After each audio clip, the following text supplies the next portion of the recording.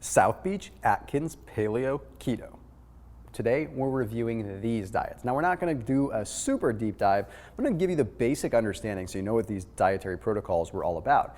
Then I'm going to give you the honest pros and cons. Okay, I'm going to break down what's good and what's bad. So let's go ahead and let's dive right in. My name is Thomas DeLauer, and I'm here with Antler Farms, and we're here to give you the science so you can make the best choice for yourself.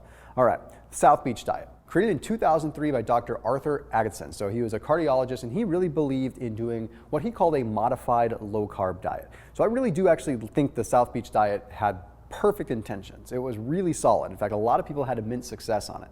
The main purpose of it was to restrict the unhealthy carbohydrates as much as possible and really train people to avoid the high glycemic carbs. It focused on the indoctrination of healthy fats and the, I guess you could call it demonization of bad fats, because they really were pretty hard on staying off the saturated fats as much as possible. So it was almost like a Mediterranean sort of diet, but with a little bit more emphasis on lower carb. Now, it did make a very strong focus on glycemic index and glycemic load, which is something very, very important for people to understand. Glycemic index is how high a food will spike your blood sugar, and glycemic load is how much of that food there is. It's like one is a spike indicator and one is sort of a volume indicator and how long your blood sugar can stay elevated. Now, they focused a whole lot on monounsaturated fats. Okay, now because they focused a lot on monounsaturated fats, that's what made it a lot like a Mediterranean diet. A lot of focus on olive oil, a lot of focus on avocado oil, which I'm a big fan of in the first place, no matter what kind of diet you're doing. Now, the hard part is it was still heavily focused on carbohydrates, even though it was trying to restrict the bad carbohydrates. So really focusing on healthy natural carbs whenever possible, less in the way of refined starches, less in the way of grains, things like that. So on average, if you're doing a 2,000 to 2,500 calorie a day diet, you're still going to be consuming like between 200 and 300 grams of carbohydrates a day, which is a lot by today's standards, as we're starting to realize that carbs aren't as much of a fuel source that's necessary when you compare it with carbs and fats, right? Now, what's interesting about the South Beach diet is it was broken down into 3 phases. The first phase was ultimately a ketogenic diet. It really was. It was you go really, really strict, you cut out the grains, you cut out the starches, and you focus on proteins and fats and maybe a little bit of fruit and veggies.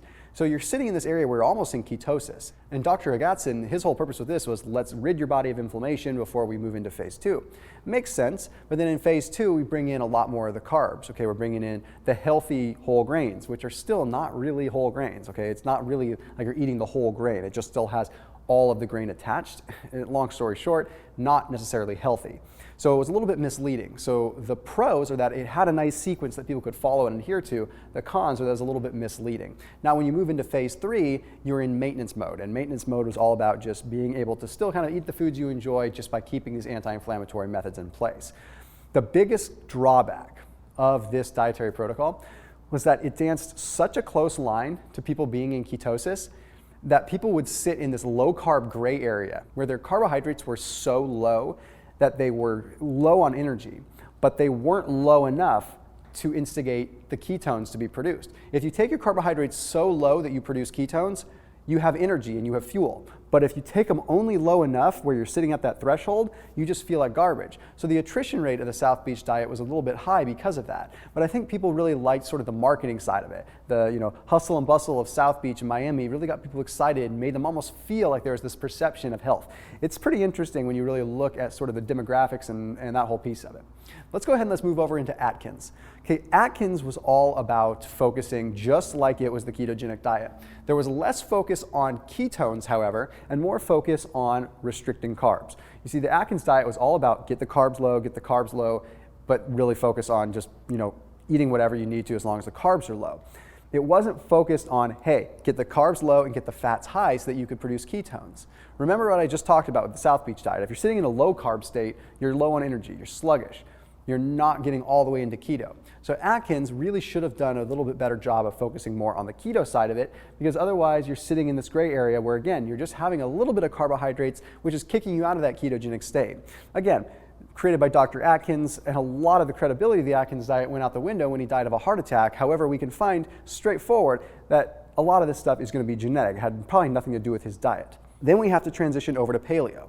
Paleo is a lot like the ketogenic diet with the exception of the fact that you can have carbohydrates as long as they're close to the earth. Okay, so you can have starchy vegetables, you can have the fruit. Okay, you just can't be having the grains and the processed grains. So paleo is Paleolithic. Okay, it's all about living as close to the earth as possible, similar to how a caveman would live. In fact, think of it just like that. If you were a caveman, what would you eat? You'd eat nuts, you'd eat seeds, you'd eat some starches that you might get from the earth, maybe you'd eat some potatoes, maybe you'd eat some parsnips, you might eat some turnips, things like that that are starchy, but they're still out of the earth and still good, healthy foods, right? So paleo is great because it truly is a good, honest diet, and it's clean in every sense of the word. But does it really fit the right macro profiles for what people need? Because the hard part is you could still have, let's say, a fruit that is very high glycemic, like pineapple technically, and then you could go ahead and have it in conjunction with coconut oil, which is going to be very high fat. And whenever you combine fats and carbs, you stimulate what's called acylation stimulating protein, which is really, really bad for your waistline. Spiking your insulin along with high amounts of fat at the same time cause those fats to get stored, well, as fat. So we have to be really careful with the paleo diet, but from a general health standpoint, I think it's really good. Where there is some confusion is where the macros should lie. You talk to some paleo people that focus heavily on fruit and meat, and then you talk to other paleo people that focus more on the nuts and seeds and meat. So it's like wide diversity of different macronutrient profiles throughout the paleo community. So we have to remember with paleo, it's more of a classification of this is what I agree to eat and what I don't agree to eat, and my macronutrient profiles will vary in between. Lastly, let's talk about keto for a minute. Keto is like Atkins, except done properly in the sense that you are really aggressively restricting carbohydrates and making a concerted effort to have fats in the diet so that you can produce ketones. The ketogenic diet is not about the restriction of carbohydrates. It's about the presence of the ketones. Remember, the ketogenic diet was created by doctors in the 1920s to emulate fasting because fasting was solving all kinds of medical issues for epileptic patients and those with neurological disorders. So they found, well, we can't have these patients starve all the time, so how do we fix this? Well, they found that if you restricted carbohydrates aggressively and increased fats, that you could actually create these same magical molecules in the body, ketones, that would be produced when fasting, but without having to starve someone. So the purpose of the ketogenic diet is actually to modulate inflammation and to get the body saturated in these amazing ketones, not to deprive yourself of carbohydrates. The pros of the ketogenic diet are modulation of inflammation, improved brain function, improved energy, improved stamina, improved heart rate, improved cardiovascular function, improved DNA transcription, so gene expression, things like that. Okay, the cons are energy when you start out. Your energy is going to be low. The cons are also going to be the keto flu, where you feel sluggish when you're first starting out. The cons are going to be a loss of strength in the gym. However, that is countered with an increase of stamina. Okay, you're also going to potentially see in the beginning a little bit of an increase in cortisol levels as your body adapts. But long term, there's a lot of proof that shows it's great for the neurological system and great overall for longevity. The point is, you have to do what works for you. So out of these four, if I had to get my stamp of approval on them, I would probably lean towards paleo and keto. I feel like the South Beach diet and the Atkins diet leave you in that vague gray area where you could end up going too low carb where you feel like garbage. Anyhow, this is a very condensed summary, and I thank you very much for watching, and keep it locked in here with Antler Farms, and I'll see you soon.